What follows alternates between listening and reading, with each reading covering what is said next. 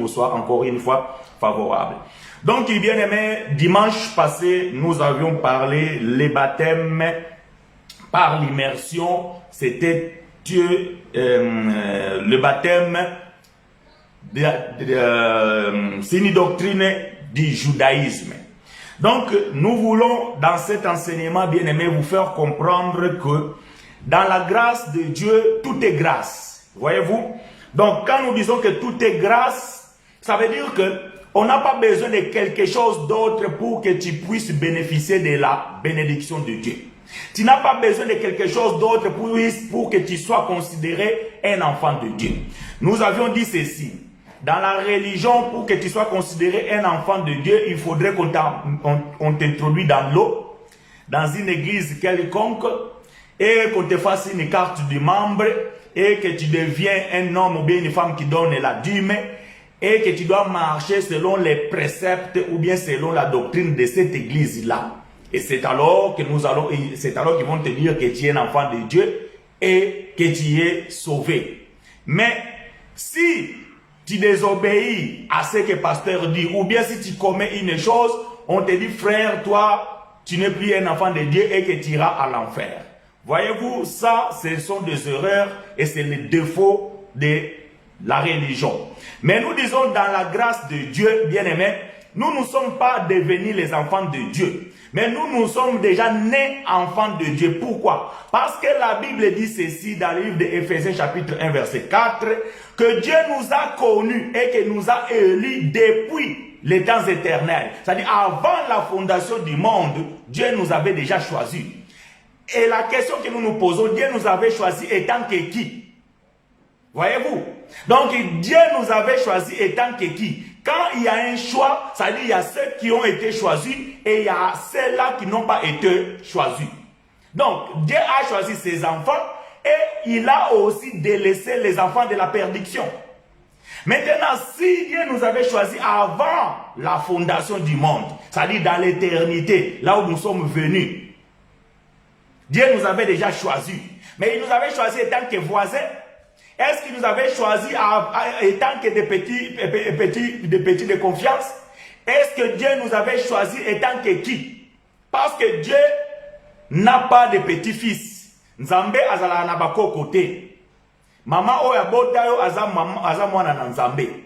Papa oya bota yo aza mwana na Nzambe. Koko oya bota maman na aza mwana na Nzambe. Yo moko poza mwana na Nzambe. Nzambe azala na bako côté. Mais quand est-ce que nous sommes devenus enfants de Dieu? Est-ce que c'est sur la terre? Non. Nous sommes enfants de Dieu depuis l'éternité et Dieu nous a introduits sur la terre. Et lorsque Dieu nous a introduits sur la terre, nous avons toujours été enfants de Dieu. La Bible dit ceci, Dieu a tant aimé le monde qu'il a donné son Fils unique. Qui est le Fils unique de Dieu? C'est Jésus. Ah, mais ce Fils unique, il a été baptisé. Est-ce qu'il est devenu Fils unique le jour de son baptême? Non.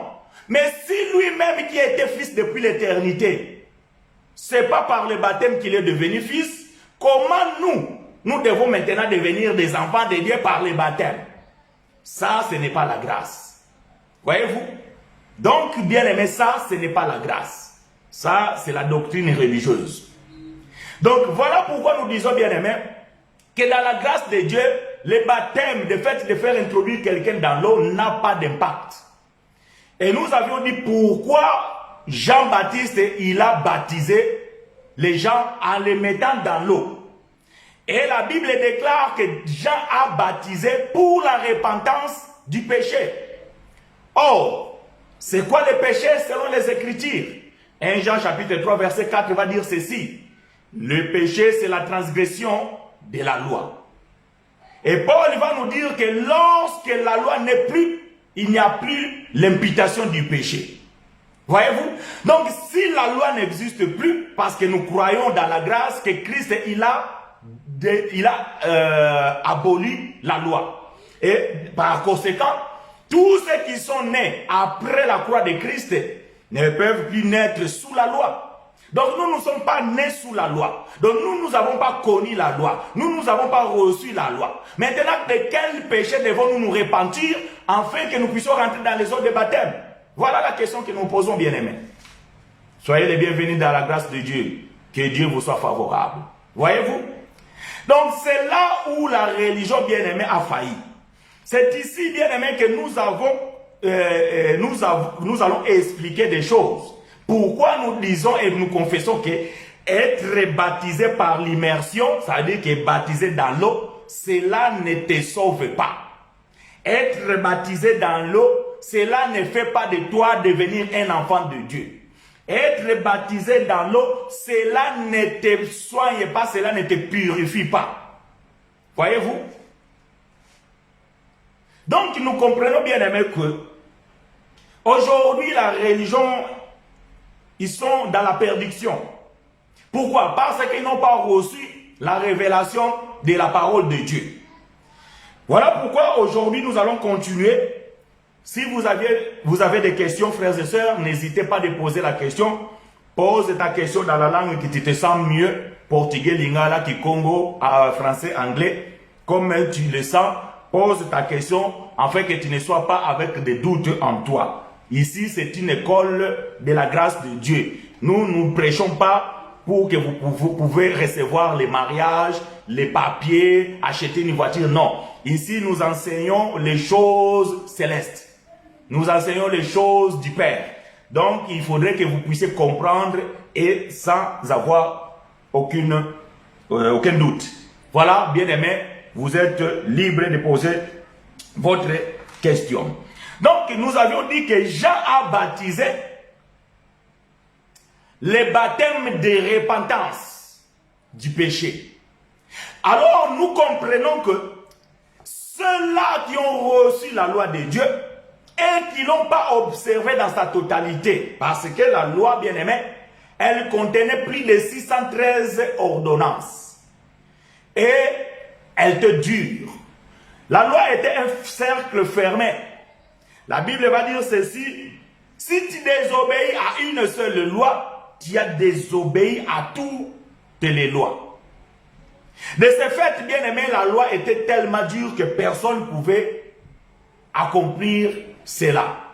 Voilà pourquoi lui-même devait venir porter la chair humaine pour pouvoir accomplir la loi. C'est alors que Matthieu chapitre 5 verset 17 va nous dire que Christ va dire que je ne suis pas venu abolir la loi, mais je suis venu l'accomplir. Donc ça veut dire qu'il devait accomplir la loi dans son existence. Mais la Bible déclare que la mort de Christ à la croix, il a mis fin à cette loi que les hommes ne pouvaient pas accomplir. Voilà de ce fait que tous les hommes ont été retrouvés pécheurs et ils ont été privés de la gloire de Dieu. Tous ces hommes-là qui ont reçu la loi, ils ont été privés de la gloire de Dieu parce qu'ils n'ont pas observé la loi de Dieu. Voilà, ils devaient se repentir de ces péchés-là. Et voilà pourquoi ils devaient se faire baptiser dans l'eau. Et nous avons aussi dit ceci que le mot baptême ne veut pas dire mettre quelqu'un dans l'eau. Non. Le mot baptême veut dire un engagement ou bien, comment dirais-je? Le terme m'a échappé, mais ça viendra. Voyez-vous? Donc, le mot baptême, bien aimé, ne veut pas dire être plongé dans l'eau. Mais c'est un engagement que tu reçois ou bien un engagement que tu prends.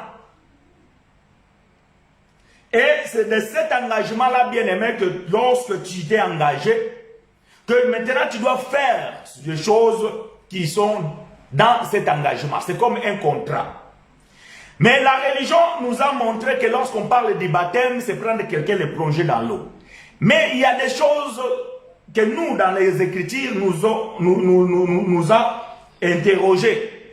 Parce que vous allez comprendre, ok, très bien, merci fiston, consécration. Voilà les mots que j'ai cherchés. Donc le mot baptême veut dire consécration ou un engagement. Voilà pourquoi, bien aimé, nous avons dit que dans la Bible, nous allons trouver plusieurs sortes de baptêmes. Il y a le baptême que Jean a donné, qui était le baptême dans l'eau. Et il y a le baptême que Jésus va dire, nous allons lire tout à l'heure. Le baptême, prendre la coupe, ou prendre la coupe ou mourir à la croix. Il y a le baptême par le Saint-Esprit et il y a le baptême du feu. Voyez-vous?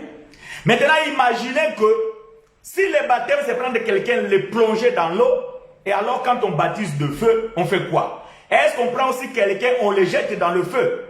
Je vous assure que, sauf l'intervention de Dieu, cette personne ne sortira pas indemne. Voyez-vous, il ne sortira pas indemne. Parce que le feu brûle. Donc, baptême ne veut pas dire plonger dans l'eau. Voilà pourquoi lorsque vous lisez dans la Bible le mot baptême, vous devez chercher à comprendre le contexte dont cette parole se présente. Nous avions pris un exemple dans Marc chapitre 16, verset 15 à 16, et le verset 16 dit ceci. À tous ceux qui croira et qui sera baptisé, sera sauvé. Mais la Bible ne dit pas qu'il sera baptisé dans l'eau. La Bible dit tout simplement sera baptisé. Or, le mot baptisé, c'est un mot interchangeable. Je vous ai dit, c'est comme le mot sauvé, c'est comme le mot grâce, c'est comme beaucoup de mots dans la Bible qui veulent ou qui peuvent expliquer ou bien signifier plusieurs choses. Voyez-vous? Nous allons lire, vous et moi,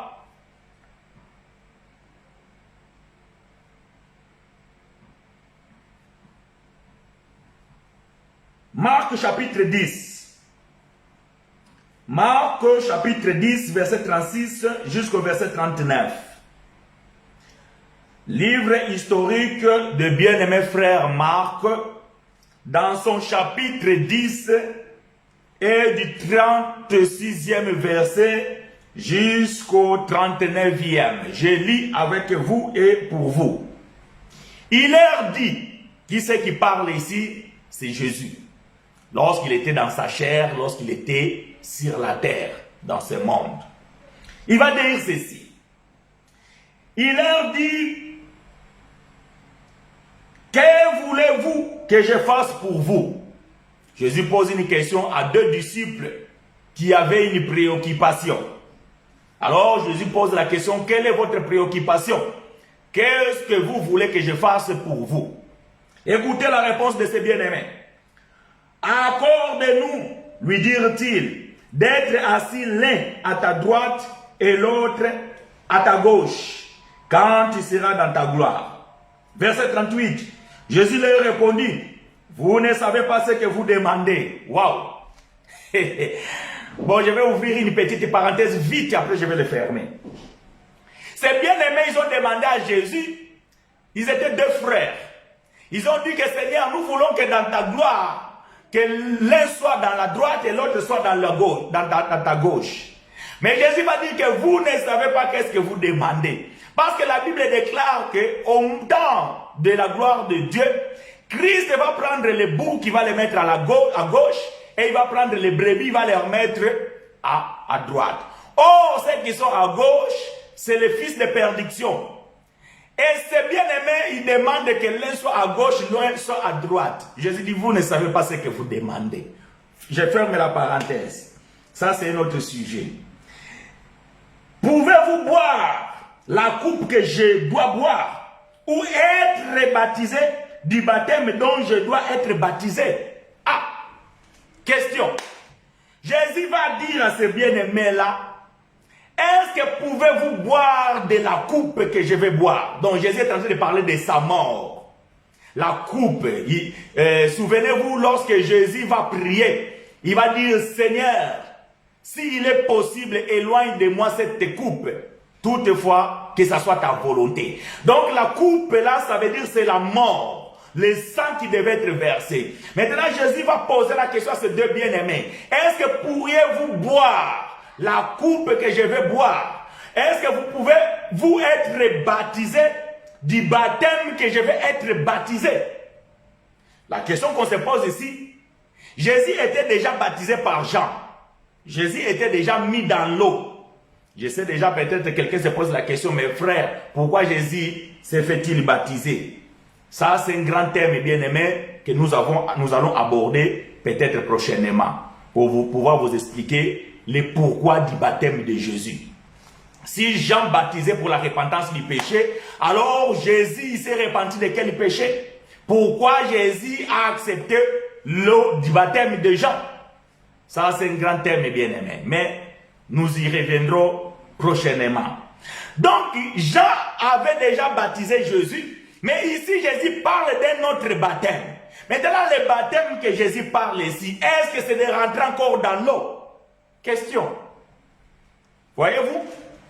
Donc, nous vous disons, bien aimé, que le mot baptême ne veut pas dire plonger dans l'eau.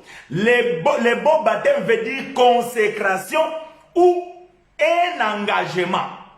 Donc, Jésus devait être consacré, mais pas par Jean-Baptiste. Jésus devait être consacré par le Père lui-même. Mais de quel baptême Jésus parle ici? Ah, question. Nous allons répondre à cette question parce que la Bible répond tout, que la Bible parle, pas les boules. Je veux finir à lire. Verset 39. Écoutez la réponse de ces deux bien-aimés. Nous le pouvons. Waouh, ils étaient découragés. Je ne sais pas s'ils avaient reçu la révélation, mais du moins ils étaient courageux. Nous le pouvons, dire-t-il. Et Jésus leur répondit, il est vrai que vous boirez la coupe que je dois boire et que vous serez baptisés du baptême dont je dois être baptisé. Voyez-vous? Donc, ces bien-aimés, ils ont dit la vérité. Ils ont dit, oui, nous acceptons. Nous pouvons se faire baptiser par ton baptême. Nous pouvons boire la coupe que tu vas boire. Et Jésus confirme que oui, vous pouvez et vous devez. Et Jésus dit que et vous serez baptisés du baptême dont je dois être baptisé. Bon. Toute la question ici, c'est de savoir quel est ce baptême. Quel est ce baptême que Jésus parle ici? Est-ce que c'est le baptême de plonger les gens dans l'eau? Est-ce que Jésus devait encore prendre ces gens-là et Jésus et ces gens-là ensemble rentrer dans l'eau? Non. Jésus ici est en train de parler de sa mort. Voilà le baptême. Le seul baptême, bien aimé, qui a pu sauver les pécheurs plutôt, c'est le baptême de Jésus. Le baptême de Jean-Baptiste n'a jamais sauvé. Le baptême de Moïse n'a jamais sauvé. Ah, est-ce qu'il y a aussi le baptême de Moïse? Oui, il y a le baptême de Moïse. Nous allons donner les Écritures. Bien-aimés, soyez les bienvenus dans l'école de la grâce de Dieu. Ici, c'est une école. Et nous disons des choses, et nous prêchons des choses, nous enseignons des choses profondes. Donc, bien-aimés, voyez-vous, Jésus va parler d'un baptême, mais de quel baptême Jésus parle ici? Nous allons y revenir. Je laisse ce verset et cette question pour pouvoir répondre après. Mais bien aimé, vous allez comprendre, comme nous sommes en train de dire du baptême, et nous avons dit qu'il y a plusieurs sortes de baptêmes. Et les baptêmes, je dis et je martèle, je répète, ne veut pas dire tout simplement plonger dans l'eau. Il y a les baptêmes qu'on plonge quelqu'un dans l'eau, mais il y a aussi d'autres baptêmes qu'on n'a pas besoin de rentrer dans l'eau, mais nous sommes baptisés. Ou du moins les hommes peuvent être baptisés. Alors vous allez comprendre qu'il y a le baptême de Moïse. Donc Moïse aussi, il a baptisé les gens. Ou bien du moins les gens ont été baptisés en Moïse. Ce n'est pas moi qui l'ai dit, c'est la Bible qui le dit. Nous allons lire ça avec vous. Nous allons visiter bien-aimé frère Paul. Lisons frère Paul dans son premier livre aux Corinthiens. Bien-aimé frère Paul. Bien-aimé frère Paul, dans son premier livre des Corinthiens, chapitre 10, versets 1 à 2. 1 Corinthiens, chapitre 10, versets 1 à 2. Je vais lire avec vous. Frères, je ne veux pas que vous ignorez que nos pères ont tous été sous la nuée, qu'ils ont tous passé au travers de la mer, qu'ils ont tous été baptisés en Moïse dans la nuée et dans la mer. Voyez-vous ce que frère Paul dit ici? Paul dit que je ne veux pas que vous soyez ignorés. Donc Paul ne voulait pas que les frères qui étaient à Corinthe, qu'ils ignorent que les ancêtres, c'est-à-dire que le peuple d'Israël, eux aussi, ils ont été baptisés. Ah, mais bien aimé, Jean-Baptiste n'était pas là. Que Dieu vous soit favorable, bien aimé, qui m'aide à écrire ces choses. Jean-Baptiste n'était pas là-bas quand Moïse est allé sortir le peuple en Égypte. Mais Paul dit que ce peuple aussi ont été baptisés. Maintenant, quel était le baptême qu'ils ont reçu? Est-ce qu'ils ont été plongés dans l'eau? Non. Parce que nous allons maintenant demander à Paul, où est-ce que toi, Paul, tu as vu ces choses? Et Paul nous répond dans l'Exode chapitre 14, verset 21 et verset 22. Donc, ce que frère Paul dit ici dans le livre des Corinthiens, chapitre 1 Corinthiens chapitre 10, verset 10, chapitre 10, verset 1 à 2, Paul, il a puisé ça à Moïse. C'est Moïse qui va expliquer ses baptêmes. Maintenant, nous allons lire dans l'Exode pour voir si ces gens-là, ils ont été plongés dans l'eau. Exode chapitre 14, verset 21, 22. La Bible va dire ceci, je vais lire pour vous et avec vous. Exode chapitre 14, verset 21 à 22. Moïse étendit sa main sur la mer, et l'Éternel refoula la mer par un vent d'Orient qui souffla avec l'impétuosité toute la nuit. Il mit la mer à sec. Voyez-vous? Donc l'Éternel, il a mis la mer à sec. Donc la mer, elle a séché. Et les eaux se fendirent. Donc les eaux de la mer se sont séparées, se sont séparées à deux morceaux, comme deux murs. Il y a la mer qui s'est arrêtée à gauche, la mer qui s'est arrêtée à droite, et au milieu c'était sec. Il n'y avait même pas poto-poto. Il n'y avait pas la boue. La boue, il n'y en avait pas. Donc ils n'avaient même pas besoin de bottes de pluie. Dieu a mis la mer à sec. Les enfants d'Israël entrèrent au milieu de la mer à sec.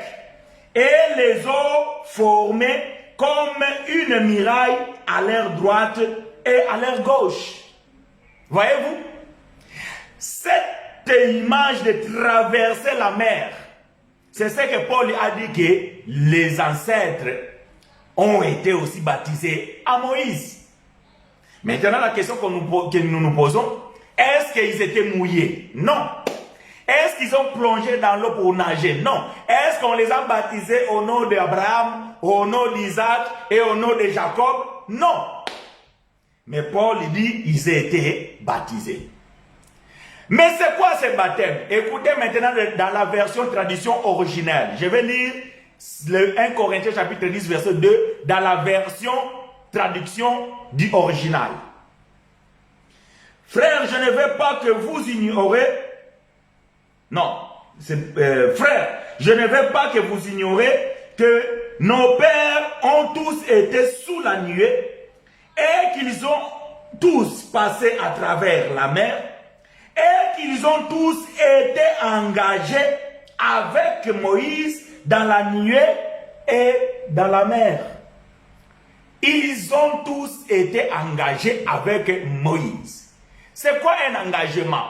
Donc, c'est pouvoir s'engager. Quand vous conduisez des voitures, pour ceux qui conduisent déjà la voiture, on vous dit attention, avant de s'engager au céder les passages, vous devez voir à gauche, à droite, s'il n'y a pas un autre chauffeur qui vient.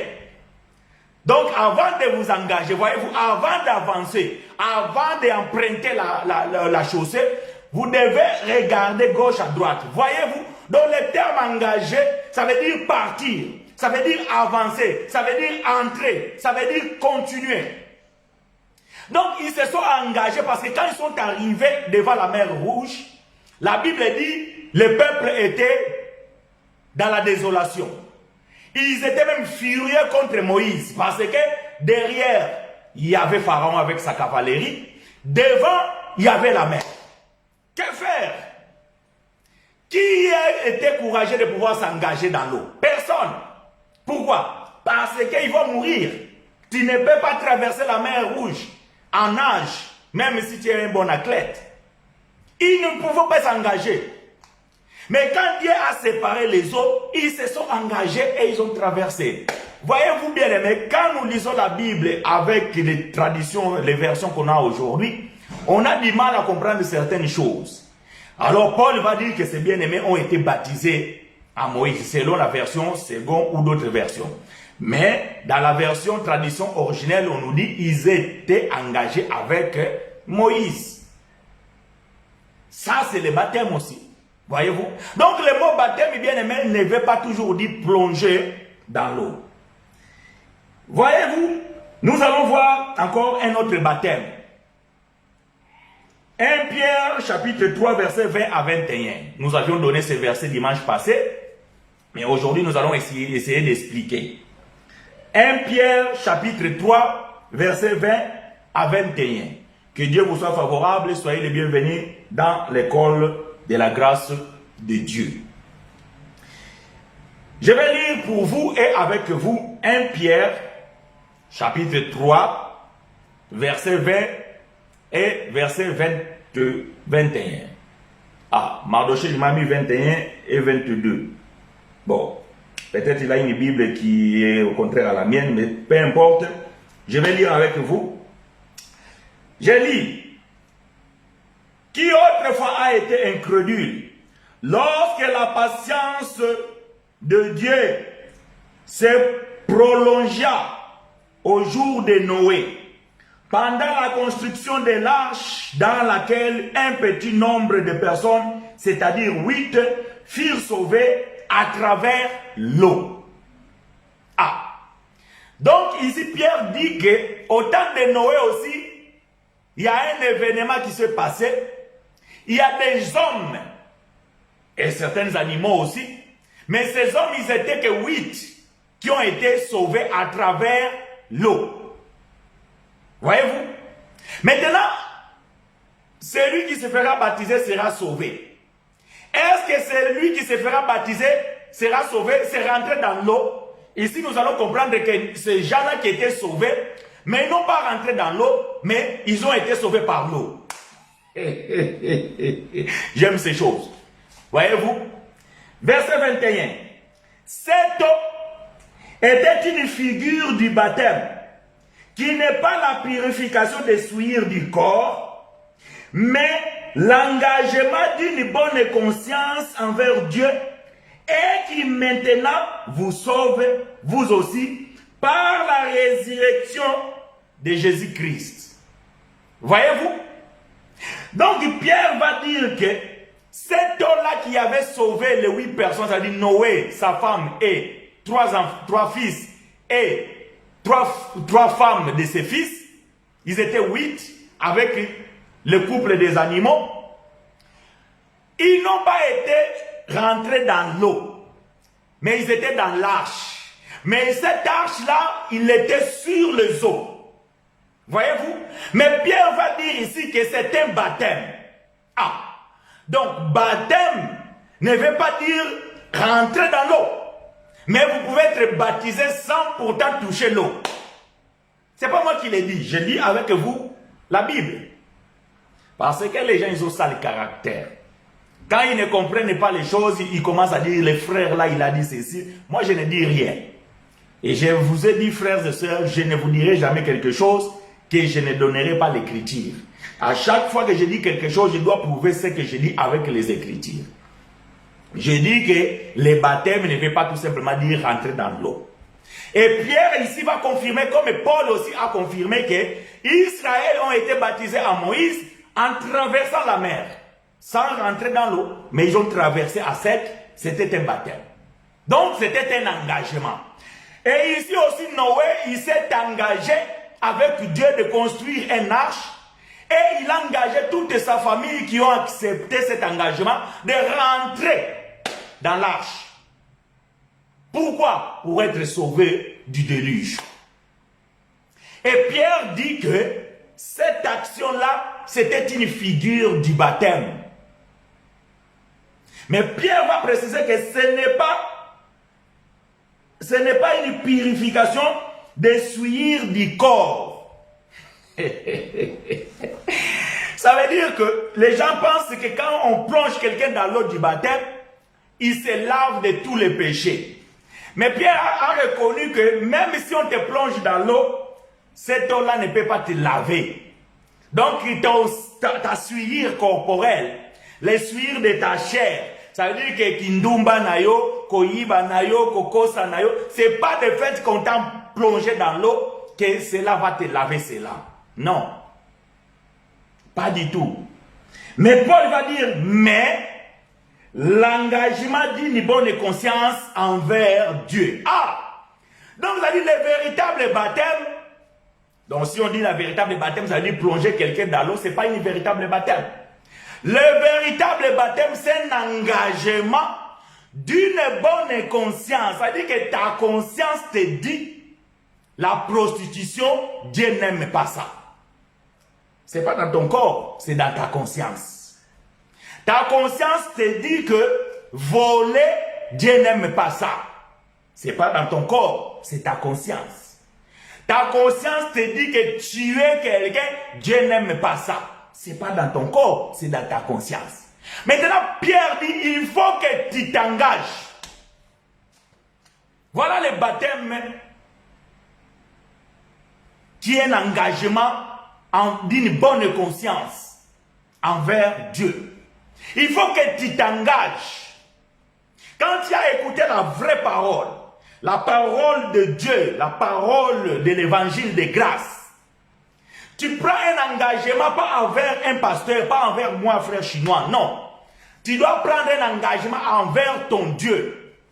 Tu n'as pas besoin de voir un pasteur devant toi de te dire que frère dit ceci, frère répète cela, tout ça. Non. Toi-même, tu dois t'engager envers ton Dieu, d'abandonner tout ce qui est mauvais et de pouvoir marcher selon la parole de l'évangile de la grâce. C'est ce que Paul, plutôt c'est ce que Pierre va dire que cet engagement-là, c'est ce qui est baptême, c'est un engagement d'une bonne conscience envers Dieu et qui maintenant vous sauve, vous aussi, par la résurrection de Jésus-Christ. Ah! Donc Paul il va dire à ses bien-aimés, plutôt Pierre va dire à ses bien-aimés là, que ils sont sauvés du péché, parce que ce n'est pas nous ici, c'est eux. Ils sont sauvés du péché, pas parce que Jean-Baptiste les a baptisés, non. Jean les a baptisés pour qu'ils se répandent du péché. Maintenant, pour être sauvés du péché, il faut que Christ ressuscite. Alléluia. Voyez-vous? Donc, il faut que Christ ressuscite. Voilà, bien aimé, le véritable baptême. Donc, c'est pour cela que Jésus a dit au livre de Marc, chapitre 10, qu'on a lu tout à l'heure, que est-ce que vous pouvez boire la coupe que je vais boire? Est-ce que vous pouvez être baptisé du baptême que je vais être baptisé? Et les deux frères là, ils ont dit oui. Et Jésus, il a confirmé, il a dit que oui, vous allez boire de cette coupe et vous allez être baptisé de cette baptême-là. Voyez-vous, ce n'est pas le baptême des gens qui ne sauvent pas, qui était le baptême de repentance, mais le baptême de Jésus à la croix pour sauver ce peuple-là du péché. Maintenant, bien-aimé frère Paul va aller donner l'explication de ce qui est ce baptême. Romains chapitre 6. Que Dieu vous soit favorable. Romains chapitre 6, verset 1 à 8. Romains chapitre 6. Romains chapitre 6, verset 1 à 8. Écoutez ce que bien-aimé frère Paul va parler ici. Je vais lire avec vous et pour vous. Romains chapitre 6, verset 1 à 8. Que dirons-nous donc? Demeurions-nous dans le péché afin que la grâce abonde? loin de là. Nous qui sommes morts au péché, comment vivrons-nous encore dans le péché? Verset 3, écoutez-moi bien ici. Ignorez-vous que nous tous qui avons été baptisés en Jésus-Christ, c'est en sa mort que nous avons été baptisés. Voilà la question que Paul pose. Ignorez-vous. Vous ici, ce n'est pas nous. C'est les frères au Corinthe, là, les frères, les bien-aimés, dans la première génération. Parce qu'ils ont connu la loi, ils ont été des pécheurs, et ils devaient être sauvés du péché. Maintenant, Paul va dire ce que Marc 10 a expliqué, que Jésus dit que pourriez-vous boire la coupe que je vais boire et être baptisé du baptême que je serai baptisé? Et les bien-aimés, ils ont répondu que nous pouvons. Et Jésus, il a dit oui, vous serez baptisés de ces baptêmes-là et vous allez boire de cette coupe-là. Maintenant, Paul va donner l'explication ici. C'est quoi être baptisé avec Jésus-Christ? Est-ce que c'est être baptisé dans l'eau? Non, parce que Jésus était déjà baptisé dans l'eau par Jean. Maintenant, Jésus va encore promettre un autre baptême. Or, Jésus parlait déjà de sa mort, qui était un autre baptême qui devait se faire baptiser Jésus et toute l'humanité qui avait connu les péchés. Du moins ceux qui ont reçu la loi, le peuple juif. Voyez-vous? Donc, Jésus maintenant va s'engager avec eux dans sa mort. Et c'est cet baptême de la mort-là qui a donné le salut éternel. Voilà, Paul dit au verset 3 de Romains 6 que ignorez-vous que nous tous qui avons été baptisés, c'est une action qui a été déjà faite. En 2021, nous ne pouvons pas lire ces versets en nous disant que nous. Non, ce n'est pas moi, ce n'est pas toi, ma soeur, ce n'est pas toi, mon frère. C'était ces bien-aimés-là parce que ils ont été nés sous la loi. Ils ont connu la loi et qui n'ont pas obéi à la loi de Dieu. Et ils étaient privés de la gloire de Dieu. Alors pour qu'ils soient sauvés de ces péchés-là, il fallait qu'ils meurent et ressuscitent avec Christ. C'est ça l'engagement d'une bonne conscience que Pierre va dire dans 1 Pierre chapitre 3 versets 20 et 21. Et Paul dit que ignorez-vous que nous tous qui avons été baptisés par Jean-Baptiste, non, nous tous qui ont été baptisés en Jésus-Christ, c'est en sa mort. Voyez-vous? Donc le baptême ici de Jésus, ce n'est pas le baptême dans l'eau, c'est le baptême dans la mort. Donc la mort de Jésus, c'était aussi un baptême. Mais ce n'est pas un baptême qui plonge quelqu'un dans l'eau. Voyez-vous? Le baptême de plonger quelqu'un dans l'eau, c'était une doctrine du judaïsme et c'était une baptême pour la repentance du péché. Mais le baptême qui a sauvé ce frère qui était sous la loi était le baptême en Jésus-Christ et avec Christ. Verset 4. Nous avons donc été ensevelis avec lui par le baptême en sa mort. Voyez-vous? Enseveli ici, ça veut dire enterré. Donc nous avons été enterrés et là-bas. Quand je dis nous, je suis en train de lire nous ici. Mais c'est nous là, c'est pas nous. C'est Paul avec les bien-aimés dans ces temps-là. Et ils étaient enterrés avec Jésus par le baptême de sa mort. Afin que comme Christ est ressuscité des morts, par la gloire du Père, de même nous aussi nous marchons en nouveauté de vie. Voyez-vous?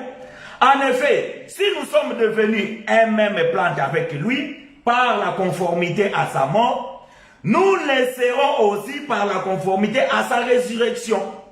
Sachant que notre vieil homme a été crucifié avec lui, par le baptême, afin que le corps du péché fût détruit.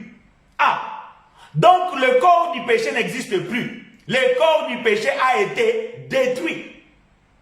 Quand nous vous disons que le péché n'existe plus, les gens ne veulent pas croire. Quand nous vous disons que nous ne sommes pas des pécheurs, les gens ne veulent pas croire. Maintenant, la question que nous posons ici, le corps du péché a été détruit, oui ou non? Paul dit que le corps du péché a été détruit. Où? À la croix. Si le corps du péché a été détruit à la croix, maintenant, comment que les gens aujourd'hui peuvent encore avoir le corps du péché? Il y a un problème. Ou vous croyez à la Bible, ou vous ne croyez pas à la Bible. Si vous croyez à la Bible, alors vous devez accepter que le péché n'existe plus. Et même nos corps ne peuvent plus être pécheresses parce que le corps du péché a été détruit. C'est comme ça qu'on enseigne les choses de Dieu, frère. Voyez-vous? Donc, bien-aimé, Paul dit que le corps du péché a été détruit pour que nous ne soyons plus esclaves du péché.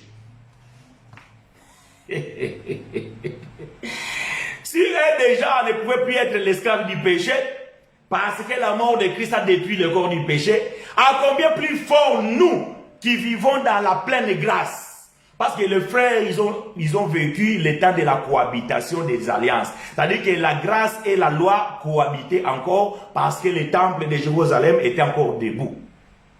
Mais nous, bien-aimés, nous vivons en pleine grâce parce que la loi a été abolie, le temple a été détruit et nous sommes rentrés dans la nouvelle Jérusalem. Les nouvelles Jérusalem que Jean a vu dans l'Apocalypse descendre du ciel, il est déjà là, c'est la nouvelle alliance, la dispensation de sauver. Les religieux, ils attendent la nouvelle Jérusalem qui va descendre du ciel. Ça, bien aimé, ils peuvent attendre longtemps. Il ne viendra pas. Nous sommes déjà dans la nouvelle alliance. Si vous voulez les Écritures, nous allons vous donner les Écritures. Mais ce n'est pas notre sujet d'aujourd'hui. Donc, je vous assure, bien aimé, que nous sommes dans le temps de la grâce, pleinement la grâce. Et dans la grâce nous enseigne à marcher selon l'enseignement de Dieu. Nous avons déjà dit ces choses, la grâce ne nous autorise pas à marcher comme un débauché. Non.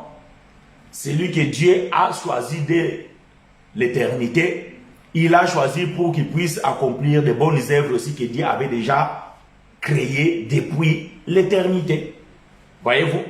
Donc, bien aimé, voyez-vous que Paul va dire que le corps du péché a été détruit pour que nous ne soyons plus esclaves du péché. Car celui qui est mort est libre du péché. Paul va faire ce qu'on appelle l'analogie, une métaphore. Celui qui est mort est libre du péché. Même un voleur, même un prostitué, s'il meurt aujourd'hui physiquement, c'est fini. Il ne fera plus la prostitution. Maintenant, celui qui est mort spirituellement avec Jésus dans le baptême de Christ, il ne peut plus commettre le péché. Pourquoi? Parce que le péché a été ôté. Maintenant, la faiblesse de la chair fait de sorte que nous commettons des erreurs. Selon Galates chapitre 5, verset 17 à 21. Le désir de la chair. Ça, c'est la faiblesse de la chair. Voilà pourquoi nous devons être conduits selon la parole de Dieu et nous devons marcher selon le Saint-Esprit afin que nous ne soyons pas soumis à la chair qui est faible. Verset 8. Or, si nous sommes morts avec Christ, nous croyons que nous vivrons aussi avec lui. Voilà, bien aimé, ce que les frères, les apôtres nous ont enseigné par rapport à ce qui est le baptême dans la nouvelle alliance, le baptême dans la grâce. Ce n'est pas un baptême qu'on te plonge dans l'eau. Non. C'est un baptême d'un engagement, d'une bonne conscience envers Dieu. Quand il reconnaît que Christ est venu et il est mort à la croix pour ôter les péchés, afin que toi, tu ne sois pas né sous les péchés. Quand tu reconnais que Christ est venu sur la terre pour abolir la loi, afin que toi, en venant dans ce monde, ne sois plus soumis à la loi qui tuait, tu dois t'engager dans ce baptême de la croix qui est la mort et la résurrection de Christ, qui a fait de sorte que les péchés soient ôtés et que la loi soit abolie. C'est cet engagement que nous prenons par la reconnaissance d'être des enfants de Dieu. Parce que nous ne devenons pas enfants de Dieu sur la terre, mais nous naissons déjà enfants de Dieu. Pourquoi? Parce que Dieu nous a élus dans l'éternité avant la fondation du monde. Et vous allez comprendre que spirituellement, la Bible aussi déclare que l'agneau a été immolé avant la fondation du monde. Pourquoi? Parce qu'il y avait des élus qui devaient rentrer dans la terre au temps de la grâce, qui ne devaient plus être soumis à la loi ni au péché. Voilà pourquoi dans la fondation du monde, l'agneau a été déjà immolé pour que ceux qui étaient déjà choisis dans l'éternité ne connaissent plus le péché ni la loi. Voyez-vous? Mais l'agneau physique, il a été immolé sur la terre pour les gens aussi qui ont reçu la loi et qui ont connu le péché sur la terre. Voilà l'évangile de la grâce, frères et sœurs. Aujourd'hui, bien aimés, moi je vous dis, je les témoigne, les baptêmes qu'on m'a donné, moi on m'a plongé dans l'eau, ça m'a servi à rien. Si je vous donne mon témoignage, vous allez même peut-être regretter. Moi, quand j'ai été plongé dans l'eau, je suis sorti dans l'eau, j'ai été transformé. Mais j'étais transformé dans le mauvais côté. Moi j'étais un gamin calme. Moi j'étais un garçon obéissant. Je pense qu'il y a mes neveux qui sont là, Babi et Kabedikano, ils peuvent témoigner ça. Quand j'ai été baptisé, bien aimé, c'est alors que j'ai connu la vie des filles, c'est alors que j'ai connu la vie des Nganda, de boire l'alcool et tout ça là. Et je suis devenu même un ambianceur. Maintenant, la question que je me suis posée, mais pourquoi avant que je sois baptisé, je n'étais pas comme ça? Maintenant que je suis devenu baptisé, entre guillemets, enfant de Dieu, j'ai plongé. Parce que cela ne servirait à rien.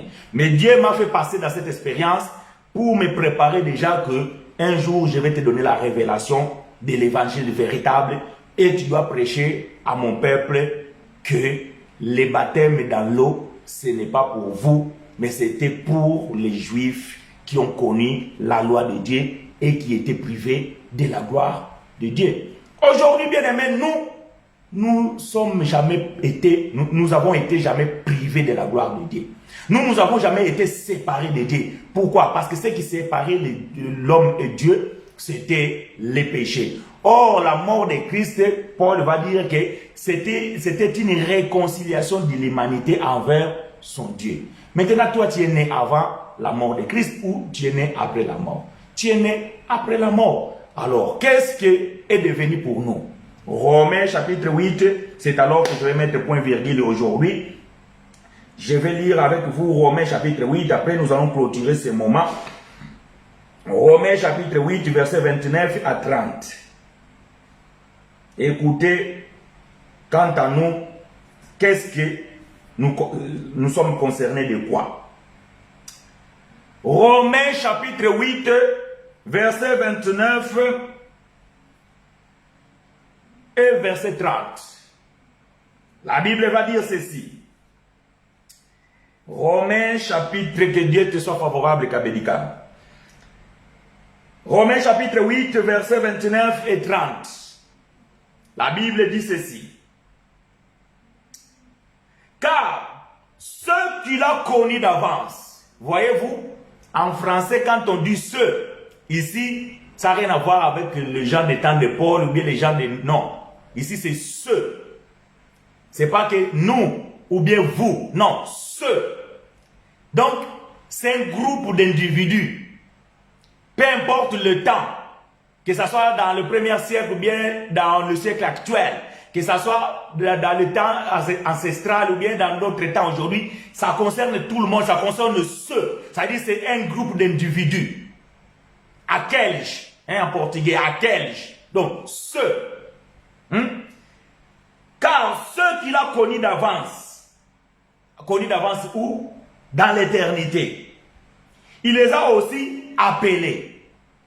Et ceux qu'il a appelés, les a aussi justifiés. Et ceux qu'il a justifiés, il les a aussi glorifiés. Ah, voyez-vous?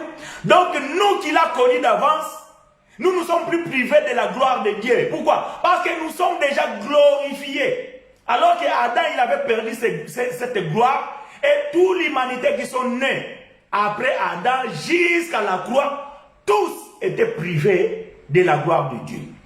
Mais ceux qui étaient destinés pour la grâce de Dieu, que Dieu a connus d'avance, les avait déjà glorifiés. Ça veut dire que nous ne sommes pas des enfants qui ont perdu la gloire. Non, nous sommes déjà glorifiés depuis l'éternité. C'est pas moi qui l'ai dit, nous lisons, vous et moi, nous lisons ensemble. Ceux qu'il a connus d'avance. Donc, avant que toi tu arrives, avant que moi j'arrive dans ce monde, il nous a déjà connus. Il m'avait connu, il t'avait déjà connu. Et il t'avait déjà justifié. Et il t'avait déjà appelé. Et il t'avait déjà glorifié. Voyez-vous? 30. Et ceux qu'il a prédestinés, voyez-vous?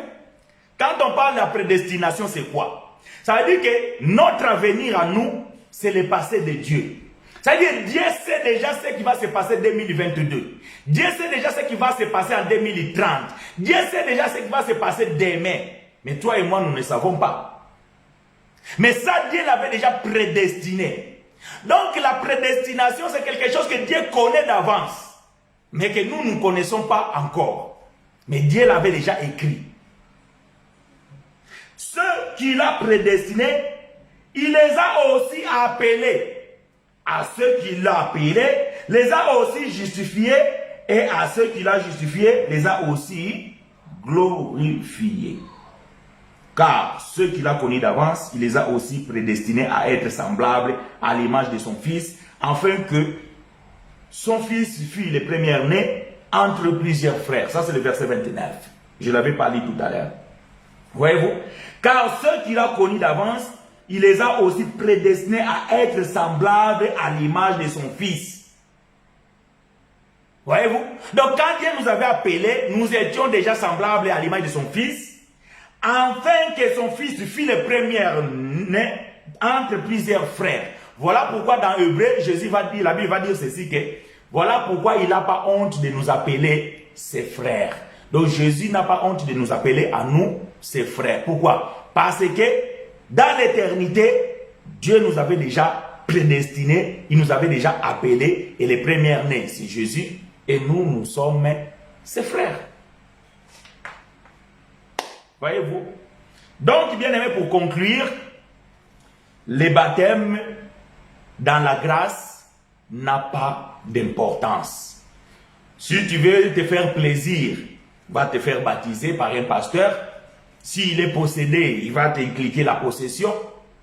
Mais toutefois, cela ne t'apportera rien. Le véritable baptême, c'est un engagement d'une bonne conscience envers Dieu par la résurrection de Jésus-Christ. Retenez ce verset dans votre tête. 1 Pierre, chapitre 3, verset 20. Le véritable baptême, c'est un engagement d'une bonne conscience envers Dieu par ce qu'il a fait dans la résurrection de Christ. C'est ça, le véritable baptême. Être plongé dans l'eau au nom du Père, du Fils, du Saint-Esprit, cela ne vous apporte rien. Être plongé dans l'eau au nom du Père, cela ne vous apporte rien. Être plongé dans l'eau ou bien traverser la mer Rouge au nom de Moïse, cela ne vous apportera rien. Preuve que Israël ont été baptisés en traversant la mer Rouge par Moïse, mais Jésus devait venir. Preuve que Noé a été sauvé par les eaux de déluge, était un baptême, mais Jésus devait venir. Pourquoi? Parce que tous ces baptêmes-là ne serviraient à rien. Jean-Baptiste est venu, il a plongé les gens dans l'eau pour la repentance du péché. Cela n'a servi à rien. Il fallait que Jésus meure à la croix pour clôturer tous ces débats d'être baptisé ou pas baptisé, d'être affranchi ou pas affranchi. Jésus, il est venu et il a mis point zéro. Il a pris tous ces hommes-là et toutes ces femmes-là, il les a amenés avec lui à la croix. Voilà pourquoi Paul va dire, lui qui n'a point connu le péché, il s'est fait pécheur, afin que, voilà, vous savez, la suite du verset. Que Dieu vous soit favorable, frères et sœurs. Vous avez 2 minutes pour poser votre question si vous en avez. Et si vous n'avez pas de questions, alors nous allons mettre point virgule. Vous savez, l'enseignement ne finit jamais. Donc, nous pouvons revenir encore avec le même thème, mais avec d'autres révélations, parce que c'est ce que nous avons appris, que la révélation, elle est progressive et elle est sans fin. Voilà, bien aimé. Donc, si quelqu'un a une question, il est temps de poser la question. Autrement, bien aimé, nous allons clôturer ces moments d'enseignement et mettre un point virgule pour cet enseignement d'aujourd'hui. Pour ta parole, lumière est donnée aux hommes, qui nous fait connaître le cœur de Dieu. J'aime ta parole, Seigneur. Elle est la vérité sur mon sentier.